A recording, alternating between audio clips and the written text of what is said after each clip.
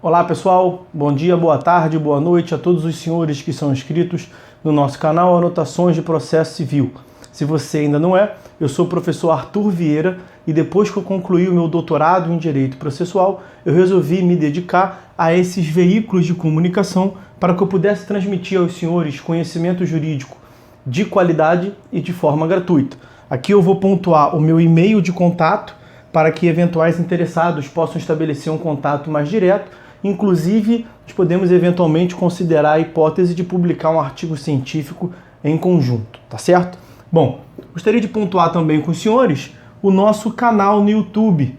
Se você ainda não é inscrito, basta clicar no ícone do livro que fica no canto inferior do vídeo para que você se inscreva. Sugiro também que você clique no ícone do sininho para que você possa ativar as notificações dos vídeos que são constantemente disponibilizados por aqui.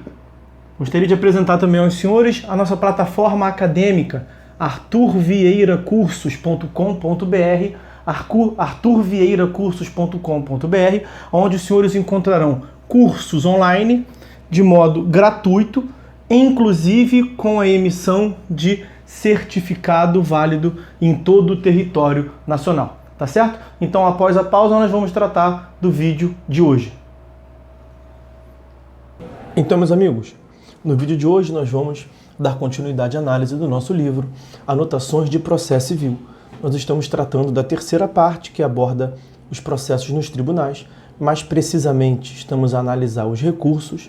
Ainda mais precisamente, estamos a ver os requisitos de admissibilidade, os requisitos intrínsecos por hora de admissibilidade. Vamos ao interesse recursal como a terceira espécie de requisito intrínseco de admissibilidade, já tendo visto nos vídeos anteriores as outras espécies de requisitos intrínsecos de admissibilidade. Então vamos a ele. Interesse recursal. É comum dizer-se que a sucumbência definiria a presença do interesse recursal. A parte que teria interesse jurídico em recorrer da decisão, toda vez que nela tivesse sido derrotada. A afirmação não está errada, mas não é detalhada o suficiente para a compreensão desse pressuposto para recorrer. Eu costumo dizer em sala de aula, não é que está errado, está incompleto. Mais especificamente, para que se configure o interesse recursal, o provimento do recurso tem de trazer alguma utilidade jurídica, prática para o recorrente. Ou seja, uma situação jurídica objetivamente melhor do que a que ele tinha com a decisão recorrida. Assim, o interesse recursal é pautado no binômio utilidade-necessidade. A impugnação recursal tem de ser útil para o recorrente, numa eficácia prospectiva, ou seja, tem de visar a algo juridicamente melhor do que ele já tem com a decisão recorrida. Por outro lado, ela tem de ser necessária, no sentido de que não exista meio mais simples para revisar-se a decisão e atingir-se aquele resultado melhor. A adequada compreensão do interesse recursal permite ver que, mesmo em casos em que a parte já foi vitoriosa, ela tem muitas vezes o interesse jurídico para recorrer. Vejam-se alguns exemplos em que o recurso é útil, a despeito da vitória do recorrente. Primeira hipótese. Profere-se sentença negando a resolução do mérito, com base no artigo 485 do CPC, de modo que o autor é derrotado e o réu, em certo sentido, vitorioso. Mas o réu tem também interesse recursal para recorrer, visando a um pronunciamento de mérito. Afinal, uma sentença de improcedência do pedido lhe daria mais segurança, por fazer coisa julgada material, e impedir que o autor viesse novamente a demandá-lo com o mesmo pedido e causa de pedir. Em segundo lugar, segunda hipótese, uma ação popular é julgada improcedência por insuficiência de provas. Aqui também o réu tem interesse em apelar para obter a improcedência do pedido por outro fundamento, que lhe assegure a coisa julgada material.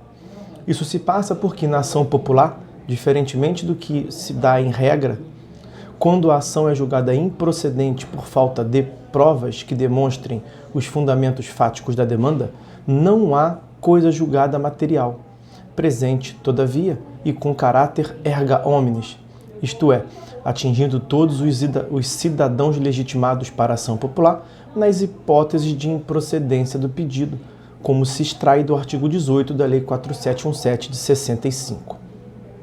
Terceiro exemplo.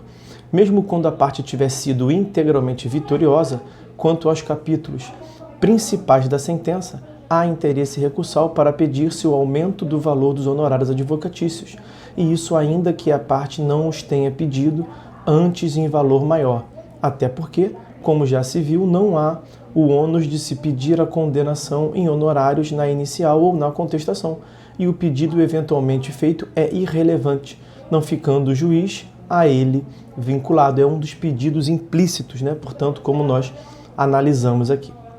Por outro lado, é inútil o recurso, por exemplo, para meramente se alterar a fundamentação fática ou jurídica apresentada na motivação da sentença para justificar sua procedência ou improcedência. Em qualquer caso, a eficácia e a autoridade do julgado são as mesmas.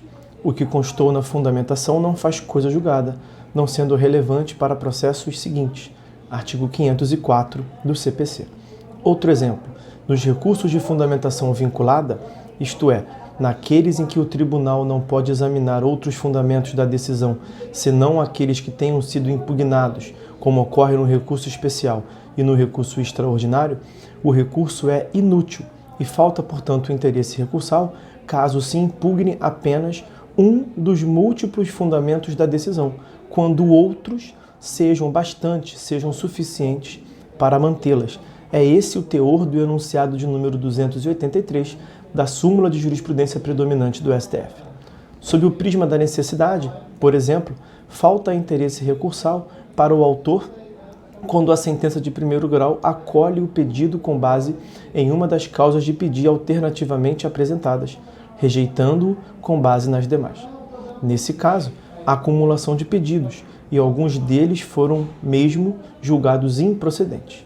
Suponha-se que o autor pediu que se declarasse que ele nada deve ao réu, com base em 3 fundamentos alternativos. A dívida está prescrita, houve doação e não houve empréstimo.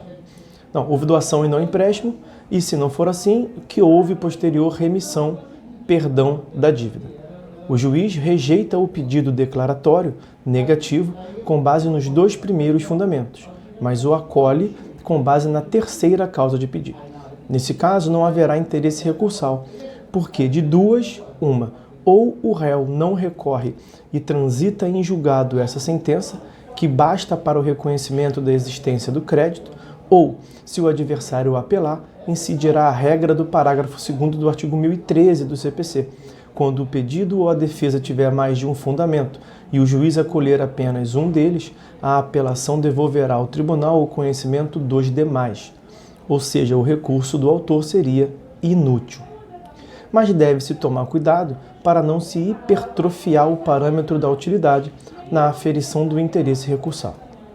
Por exemplo, há quem afirme que não caberia recurso para a simples correção de um erro material, pois isso pode ser feito a qualquer tempo e por qualquer juiz, perante o qual a decisão ponha-se como relevante.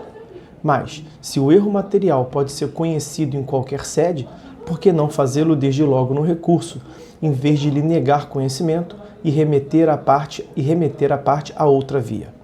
De resto, a parte pode não querer correr o risco de deixar de recorrer oportunamente e depois receber uma decisão no sentido de que o defeito que ela aponta não é mero erro material, de modo que precisaria ter sido oportunamente atacado pela via recursal.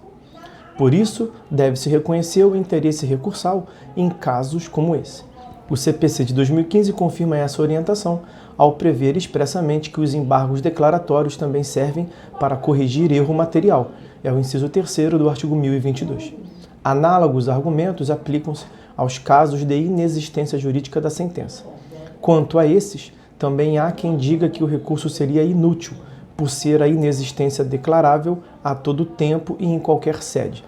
Mas também aqui se deve responder que, se a todo tempo e em qualquer via cabe o reconhecimento da inexistência jurídica da sentença, isso também pode e deve ser feito no próprio recurso. Em segundo lugar, a parte tem o interesse recursal inclusive para evitar o risco de, se não o fizer, ouvir depois que o defeito em questão não é caso de inexistência jurídica e precisaria ter sido oportunamente atacado por recurso. E, em terceiro lugar, o emprego do recurso é inútil também para evitar maiores delongas e sacrifícios para a parte prejudicada. Por exemplo, por que ela teria de deixar para alegar a inexistência apenas na fase de cumprimento, se pode fazê-lo desde já, impedindo futura constrição executiva de bens? Quando couber o reexame necessário da sentença, mesmo assim haverá interesse recursal em apelar, inclusive para poder desenvolver adequadamente a sua argumentação nas razões recursais. Isso é confirmado pela regra expressa constante do parágrafo 1º do artigo 496 do CPC, que prevê que, quando for interposta a apelação, nem haverá o reexame necessário. Então, meus amigos, nós vamos ficando por aqui. No próximo vídeo nós vamos ver o último dos pressupostos intrínsecos de admissibilidade que aparece na tela aí para vocês destacados, a inexistência de fato impeditivo ou extintivo do direito, do poder de recorrer. Então vamos ficando por aqui. Um abraço a todos, fiquem todos com Deus e até uma próxima.